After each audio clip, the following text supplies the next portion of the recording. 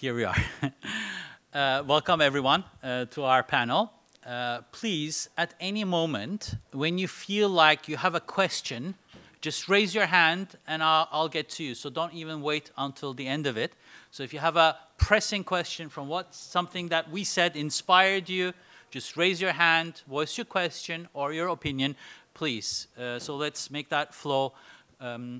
I know that some of you might have missed the plenary speak by Christian, which he did just 15 minutes ago.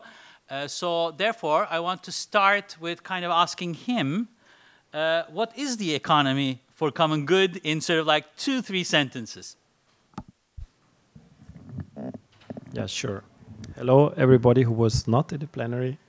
Economy for the common good is a vision of the economy, both a model, a narrative, and a movement carried by the vision that the economy should serve the democratically defined common good. That's why the GDP would be replaced by a common good product, democratically composed. All companies would do their common good balance sheet before they do the financial balance sheet, and investments would have to prove that they approve the common good exam. All economic activities should be oriented towards the democratically defined common good. Thank you so much. Selin was actually in the plenary, so you listened to the whole speech by Christian. So as a young person in high school, how did you react to that? What did it make you feel like? What was your opinion on that? So I think listening to this plenary session, I felt like this is what the economy looks like in a world I dream of, because it really feels like a system created on care rather than profit, care for nature, care for people, care for each other. And as a young person living in this era of intersecting global crises, I feel like a lot of people need to feel like our systems, our political, our economic systems are built on that care. And because currently we don't feel that, there's this big collective feeling of hope and hopelessness and apathy toward a lot of things. And listening to how an economy for the common good would work made me feel like that in a system that transformed into that, there would be that hope and care where it's currently not. So that kind of economy is essentially what lies in our heart, because that's what Christian also found in his speech when he asked the public. That's what they said. So it is something that resonates with the public as well. So that is what they want to do. But that's not happening. The public wants it. We all want it here in this room. And it's not happening. So why is it not happening, Christian?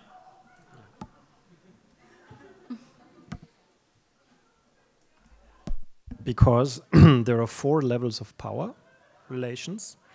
First and foremost, the physical until military power. Second, economic or financial power. Third is ideological power. And fourth is legal power.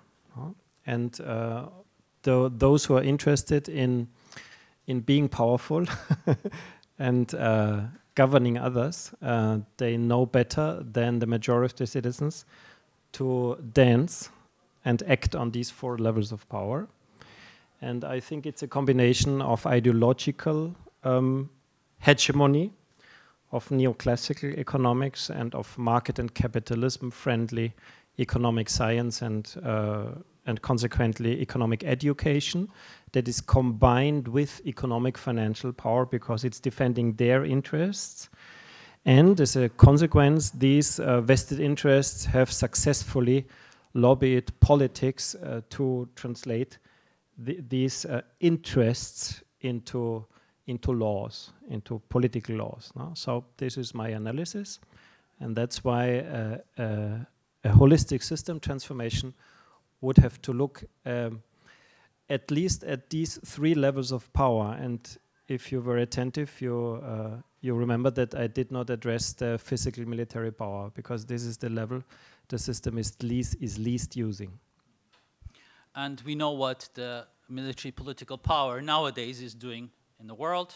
We're facing the humanitarian crisis. Some call it even a genocide right now, which we shouldn't overlook while we're discussing all of these things, what that kind of power does to our world. But I also want to say that tomorrow there's going to be a talk by Ece, who's among us here. Why don't you raise your hand, Ece? She is going to be talking about the prosumer economy. And there, in passing, she plans on presenting something on a book that we published, which is called Good Company, İyi-Şirket. And in this book, Christian, what we're exactly doing is challenging the fourth power that you were talking, the power of the law. Because right now, if you think of it, the kind of entities that we're working with, these companies, operate under the company law. And this company law actually enables them to do what is necessary. In Christian's presentation, there was this great thing. He was talking about constitutions. But there are also company laws under those constitutions. And the Prussian company law, actually, the old one from 1856 or something, I think, it was a Viennese, do you remember? Maybe a little bit later, but at that time, yes. Yeah, exactly. So there it says a company can be only built for the common good. So essentially, even you can associate, you can come together only for the common good by the commercial code, which is quite amazing. So in that sense, we need, if we want this kind of change to really happen, what we need to act upon is also the power of law and changing those laws through a kind of social movements and challenging that power, going for the parliament for making sure that these laws are changed for the way we want the economy to be. Selin, where do you think, why is it not happening, or what should be done to make this happen in terms of the kind of economy that you are looking forward to?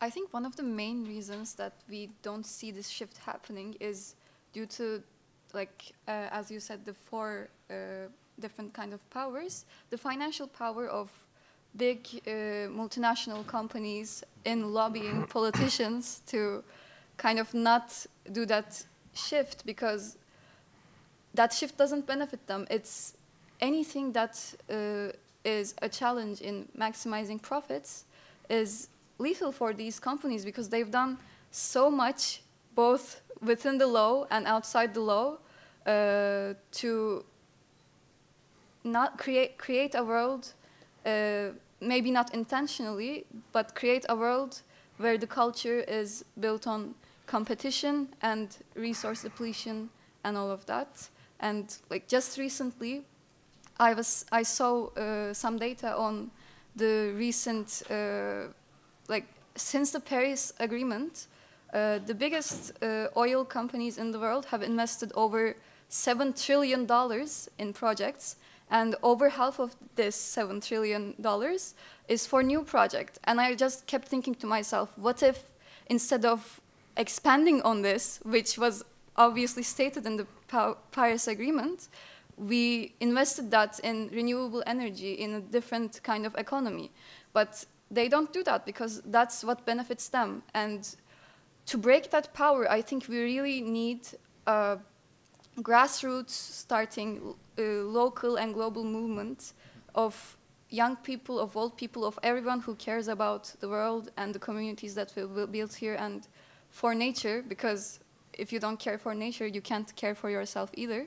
And to come together and just push against that very hegemonic structure and lobby and be in the politics and be in the parliament and just be the ones making the new laws, making the new regulations, instead of just letting this all happen in front of our eyes.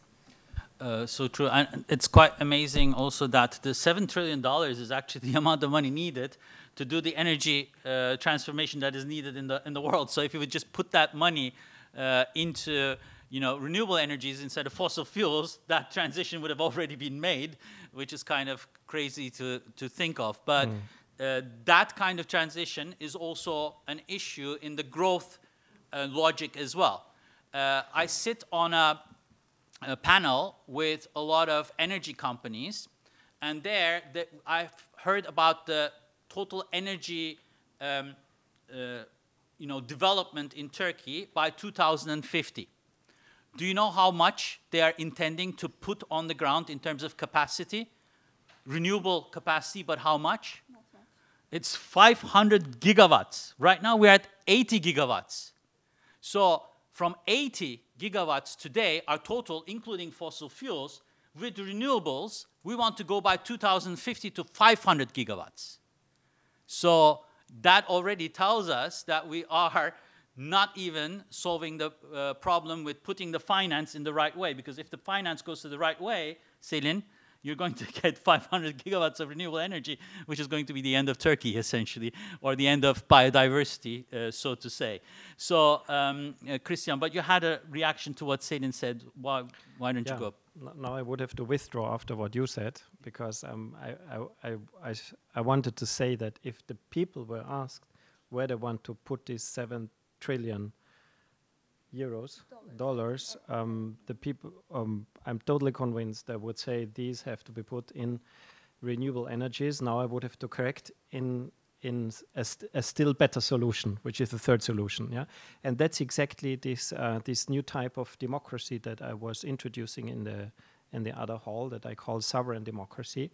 If there has to be at least one alternative, no? Which is shifting from fossil to renewable. But maybe there is even a better alternative, and then we can define this even better or even more, and then people can vote upon all of these alternatives. And the winning one will be the least bad one, the comparatively best one. But I would like not to miss a point, because people would already vote for the renewable energies. People would already vote today for replacing GDP.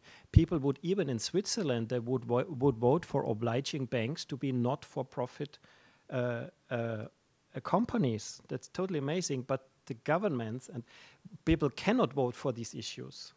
Switzerland is a specific case. I would have to dive deeper. But all other countries, they cannot vote directly on subjects, on substantial matters. They can only vote for political parties.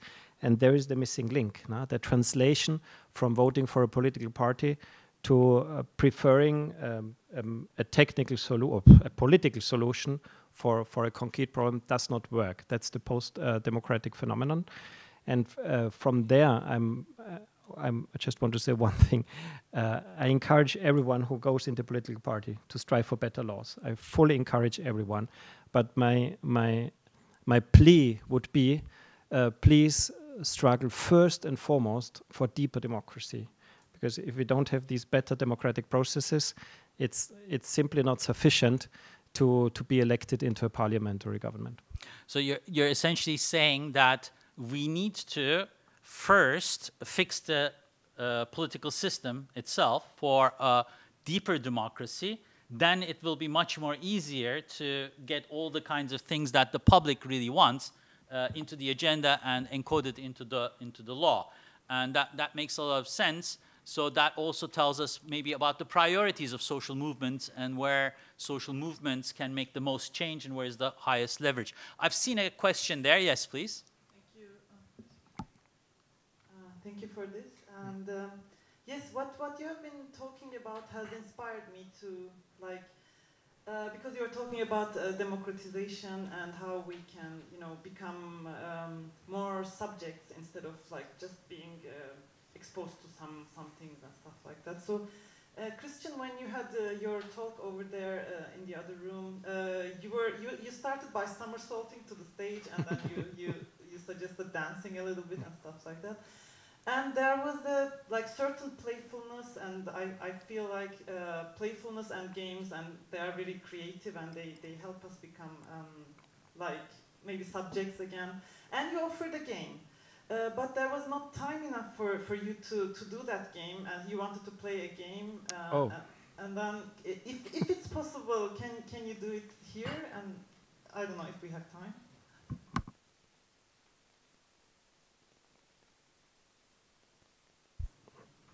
20 minutes. So 5 minutes? Is 5 minutes enough? Should be enough. Okay.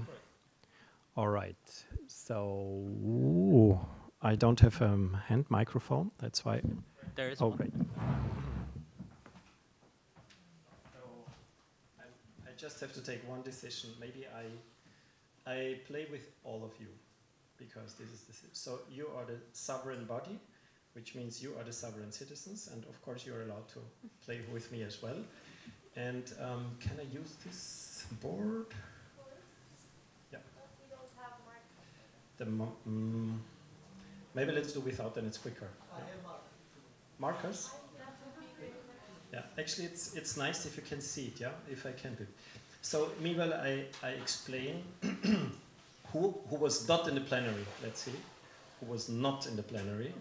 So, and who was in the plenary? Just to, okay, so half. Then the question is, we are already living in this world you're dreaming of. No? We are already living in a sovereign democracy, which means that, thanks, great. If you can make it vertical, that would be fantastic. Yes, so it's a democratic assembly of Istanbul. And in case the parliament does not tackle a political problem like extreme inequality, maybe a short question first. Who thinks that inequality in this country is too high? Please raise your arm. Okay, and just to prove it, who thinks that the distribution of wealth in this country is fair? I see no single arm in the air. So there is an issue. Is the Turkish parliament tackling this problem? No. It's not shaming any parliament or country in Austria. I should talk about Austria. Austrian parliament is just not tackling this problem, although it's getting ever worse. So in a sovereign democracy, the people would have the possibility to tackle this problem. Of course, only if it's interesting for at least 1%, 3%, 5% of the population. So first make an attempt to prove that at least this percentage of the population wants to deal with this issue. But once you jumped over the threshold, there will be a national, the referendum is at the end. But before the referendum, there is something we could call a citizen assembly, a democratic citizen assembly. And the citizen assembly would discuss several different solutions to the problem. And then the assembly will propose diverse solutions to the population, to the sovereign body, and they would vote upon all proposed solutions. And now I ask you first, if you could limit the highest income in this country, no matter in which role, no matter if an entrepreneur or an employee, a sportswoman or a diva, where would you put the limit, the cap for the highest possible income in relation to the minimum wage? And there is one further guess. With the minimum wage, you can cover all your basic needs. So this is the minimum wage. And now, this is what we already decided yesterday, and now you can propose how many times the maximum income should be in relation to the minimum income. And please just speak it out loudly. I put all proposals on the blackboard. 5 times first proposal, 3 times second proposal. 5. 5 again, 3 again. You don't need to repeat because once it's named, it will be voted upon. 7. Any further proposal? 10. 10. No comments. 200. 200. Last call. Any? 1,000. Okay, 50 and 1,000. 1. Okay. I close now. We have 1, 2, 3, 4, 5, 6, 7, 8 proposals, and we vote on all of them. Factor 1, factor 3, factor 5, factor 7, factor 10. What else? Factor 50. 200, and 1,000. And this is the first innovation of a method which was developed by two mathematicians of University of Graz in Austria. It's called systemic consensus. And the second innovation is that we now vote on all 8 proposals, but we do not show and measure our affirmation, how much we support one or another. No, we do the contrary, the opposite. We measure our resistance against all 8 proposals. Why? Because every law that is decided restricts to a certain degree the liberty of the citizen. It causes some degree of pain. But why do we still decide on laws? Because if we didn't, the loss of liberty would be higher. It's a paradox. So you could frame laws as instruments to minimize the loss of liberty. I like the way there's a saying, consensus means I can live with it. Yeah. So, that means I would just say that, no, I'm totally against this, but I can be fine if I would vote for 50, maybe I'm okay for 10 also. You get now 3 options, and includes the options I cannot live with it at all, is one of the 3 options you get now. So maybe don't pay too much attention on the name of the method for now. Okay. Pay attention on the proposals and on the pain you feel with the proposals and on the resistance you're ready to act out against the proposals. And you have 3 options. It's very easy, very easy. Option 1 out of 3. You hear the proposal. At the end of the process, that would be anchored in the Constitution of Turkey. Then you feel the pain if that happened. And if you don't feel pain, you just do nothing. You do not raise any arm. You do not have to love this proposal. It's just not painful. Second option out of 3, you listen to the proposal, you feel the pain, and there is some issue. Maybe questions, and you have a light resistance against this proposal. And the third one, you listen to the proposal, you feel, and it's so painful you don't have to think it twice. You automatically 2 arms raise up because you have such a strong problem with that. You got it? Yep. So please vote 8 times. No problem, no arm. A certain problem, 1 arm. And a big problem, 2 arms. We go from the lowest to the highest. First proposal, the highest income should be 1 time the lowest income, means everybody earns exactly the same in this country. Please show your pain with and resistance against this first proposal. Oh my God. 2, 4, 6, 8, 10, 12, 14, 16, 18, 20, 20, 40, 60, 80, 82 version of all point. Although it doesn't seem I'm extremely precise, you can watch it in the camera. Second proposal, the highest income can be up to 3 times the lowest income.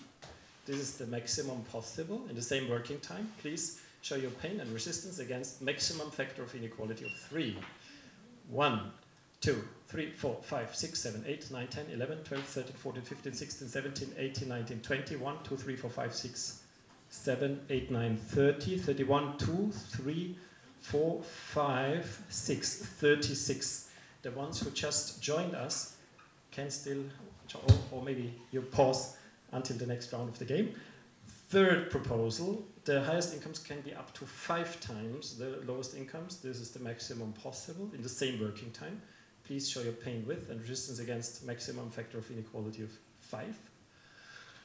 Now I start on this side. 1, 2, 3, 4, 5, 6, 7, 8. How easy is that in comparison, you see? So I didn't need to be hyper precise in the first case. Next factor, 7 times is the maximum possible. Please show your pain with and resistance against the maximum factor of inequality of 7. 1, 2, 3, 4, 5. Whoa, suspense, suspense. 10 times is the maximum possible. Please show your pain with and resistance against maximum factor of inequality of 10. 1, 2, 3, 4, 5, 6, 7, 8, 9, 10, 11, 12, 13, 14. Getting back up. 50 times. Please show 2, 4, 6, 8, 10, 12, 14, 16, 18, 20, 40, 60, 62, 200 times. Oh my God. 10, 20, 40, 60, 80, 100, and 1,000 times. Okay, I can't count that. It's almost unlimited. But now, what did we create? We created, again, and I think that has some methodological beauty in it. We, again, created an inverted U. This is inequality. This is the topic. We're talking about inequality and its limitation. And this is resistance. If the curve is up high, then resistance is higher. We don't want this proposal to be implemented. And it's on either side of the center. Where was the proposal that met the least resistance? 7. 5. 7 was the winner. So we have to place 7 here. The first proposal was factor 1. It was at 82. And the last one was, it's going up there, and it was 1,000. So, and here was the resistance going beyond 100. Yes. So, everything correct. Here the resistance was 5. That was missing. Yeah, and the last point is, how would we call an economic system that opts for total financial equality? Not same rights for equal citizens, but financial equality. How do we call such a system? Communism. Thank you. Socialism or communism. And how do we call an economic system that does not define any limit to inequality? And now comes how do we call an economic system that builds in a moderate inequality that reaches the systemic consensus of the citizens, the least collective resistance? Economy for the common good. We could call it a prosumer economy. We could call it a well-being economy. We could call it a common good economy. We could call it a donut economy. All these alternatives deserve this name. But the main point is there are many alternatives in between the extremes of the false dichotomy of capitalism and socialism. Thanks for playing with us. Thanks for proposing the game. Thank you. Thank you so much, Christian. We didn't have the time in the other panel, so it's great we got to play it here. The interesting thing here is the number 7 is actually it's a sacred number in Turkey. It is the tree of life has 7 branches. The levels of enlightenment have 7 steps, and at Good for Trust, we built the whole system around the number of 7. So I find it quite funny.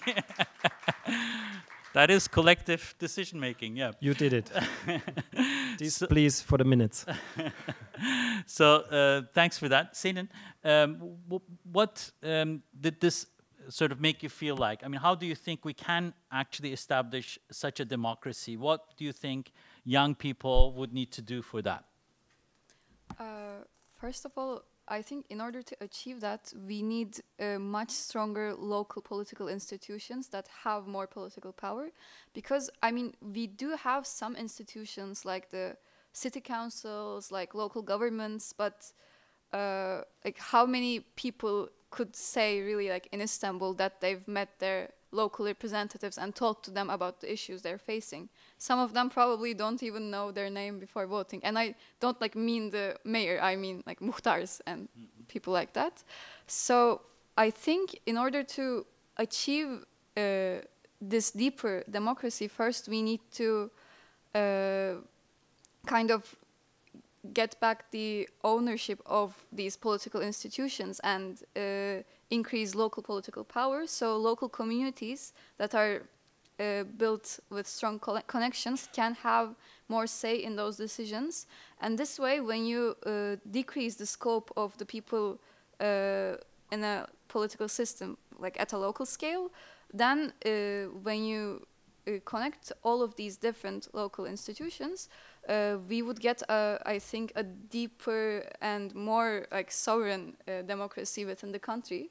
And I'm not really sure on how we would switch to like a more direct democracy at this stage. But I think starting step by step and just hanging on to our like already, I think hanging on to the open possibilities that we have and working to strengthen them is really important. And like especially since we, after the referendum a few years ago, have switched out of the parliamentary system, I think bringing that back also would be important.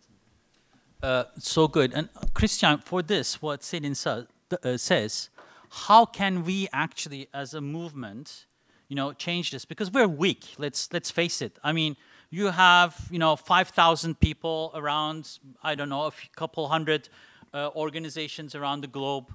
I mean, the degrowth movement, you know, it has probably, I don't know, a few tens of thousands of people in it with all the organizations, maybe a few hundreds of thousands. I mean, the solidarity economics is actually the biggest, if you think of it. You know, they're a movement of cooperatives, and cooperatives are all around the world. Not all of them really going by the principles, maybe, but a lot of them do. And maybe there are also many people in there. I mean, the Doughnut economics movement, they have a lot of companies that have joined them. I heard like 1,000 or so who have actually like signed up to their tool and so forth. And I mean, if you think about Good for Trust, we have about 800 medium small enterprises who have joined our network. We have over 25,000 people who are in the movement. But put them all together, maybe something. I mean, what do you think? How can we come together? I mean, you've graciously said here, you know, Doughnut economics, economy for the common good, prosumer economy, but there are all these names. I mean, what do we do there? Diverse things. One is telling intriguing, compelling stories, such as the Doughnut, such as this story or other stories. Gross national happiness is a fantastic story. And it's not only the measure, it's also a screening tool for political measures. They kind of evaluated their plan to join the World Trade Organization.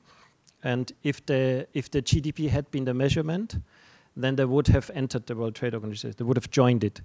But the screening tool showed that inequality would rise, cultural diversity would shrink, biodiversity would get lost, and that's why they decided not joining the World Trade Organization. It's a fantastic story. That's the first level. The second level is offer very concrete instrument. The instrument behind is a citizen assembly that has worked effectively and successfully in Ireland, in Germany, in Austria, in France, and in other countries, or a common goal balance sheet, or a tool for banks, or for startups. These that work effectively and are accepted by appliers. The third one is give stage to the appliers. That's very important. You can in the first event tell the story and raise the interest of many people, but in the second event you have to give the stage to the entrepreneurs, to the bankers, to the startups, to the mayors of cities and to universities. And the fourth stage is now starting then to become systemically relevant, to bring us to the tipping point of the system. When mayors see university presidents talking about the same thing or a similar story, then they start to interact. And same with medium-sized companies, and same with the local bank. Entrepreneurs go to the local bank and say, I want a common good current account. Please offer it to me, although you're not doing today. And if all relevant actors of this nowadays socio-political ecosystem start collaborating, then they will start creating synergies that might bring the whole system to the tipping point. Thank you for that. Christian, any questions? Yep. Zehra? And then here.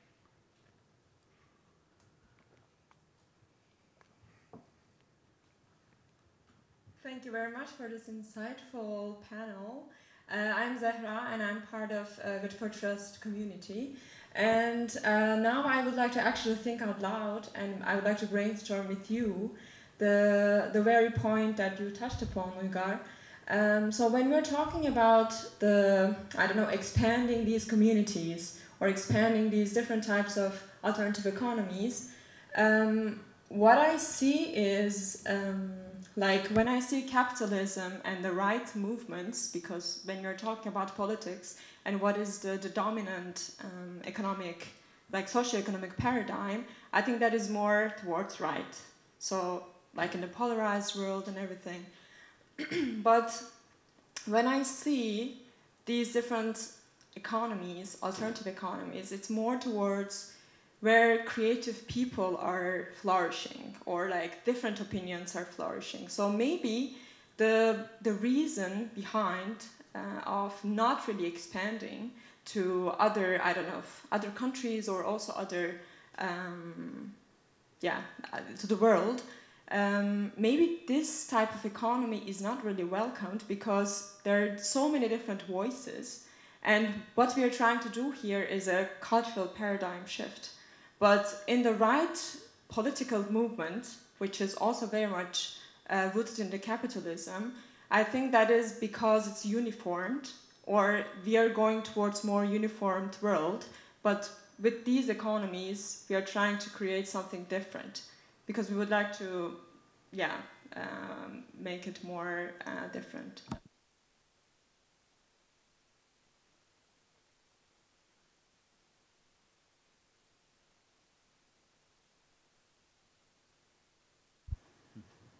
Go ahead. Just one sentence reaction. Well, the first me. Yes. Why not? The right is talking about competition, but internal is collaborating. The left are talking about cooperation and internally competing. That's why we organize this conference on converging future fit economic models in order to engage us with one another more deeply. And that's the point I missed out, but we have to go this way to unify those future fit because we represent majority of the population, although we have by far less power than the right. Selin? Was one sentence. So I agree that the rise of the right and especially fascism in recent years is very concerning. But I think capitalism, just within its definition, is meant to kind of implode on itself due to physical limits of the world that we talked about, that Christian talked about in the plenary before. And before that happens, hopefully people will start to see what we're moving towards, and that will open up more conversations with the people of different ideologies, and we can move to a better world. Yeah. Wonderful.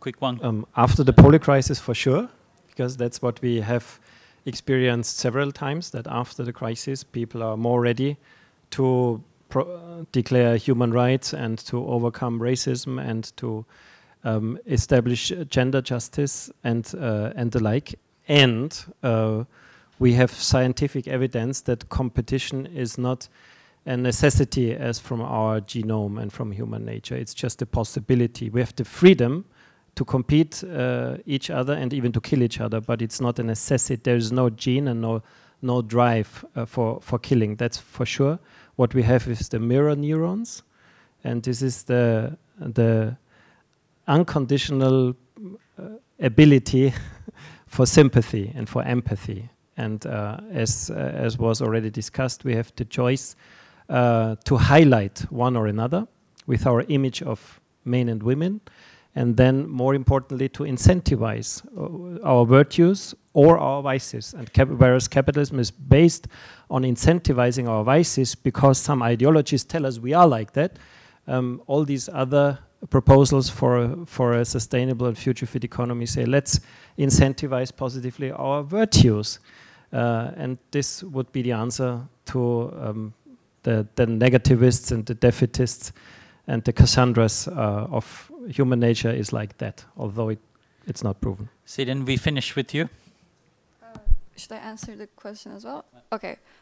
So first of all, I read a paper before that most anthropologists say that human nature is not something set in strict definitions, but rather something constantly evolving. And it's kind of a mixture of both, obviously, our genes and most importantly, the environment that we live in. So if we started transforming societies, our understanding of human nature would transform with it as well. And even if competition was within human nature, which I don't think it is, as Christian said, and it's been proven that it is not, with the right kind of organization within our society, after a certain while, our human nature, in quotes, would evolve as well, and we would move towards a more peaceful community of human beings. Thank you so much. With this positive note, we finish. Humans are good and pro-social, and everything else is essentially the wrong message, so get out of it. Over to you.